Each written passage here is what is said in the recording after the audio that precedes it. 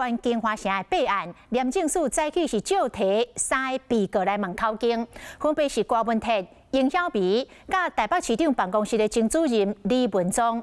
廉政署中道嘛用证人的身份来约谈着立委黄珊珊。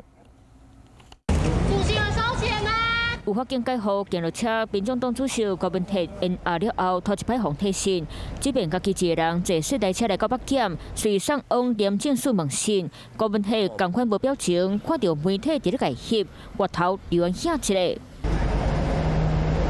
那检廉动作不断，而且佫甲尹晓薇和李文忠提醒，即困啊甲3个在阿被告交车问讯，动作积极。反正是前一天把伊采村口压金华城土地，互检方秘书抓到定心丸。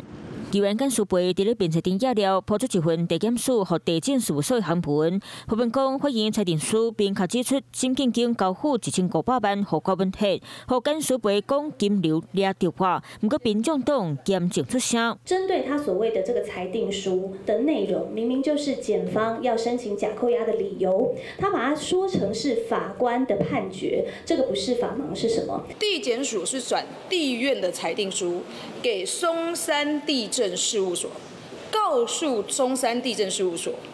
我的这个公文是经过地方法院核准的，所以昨天的那份裁定书当然是地院的裁定书啊。当日前在案件见到扣议员公开有泄露秘密的记录，台北市长就卖讲，虽然议员透过讨资料摕到，不过侵头就无应该互人，嘛无应该公开。检验这2天标准郭文铁身边重要的人，早期约谈过去新北蔡壁如，昨约谈郭文铁的太太陈佩琪，进行了后拢黄证会。今仔日这天轮到立委黄珊珊，我们就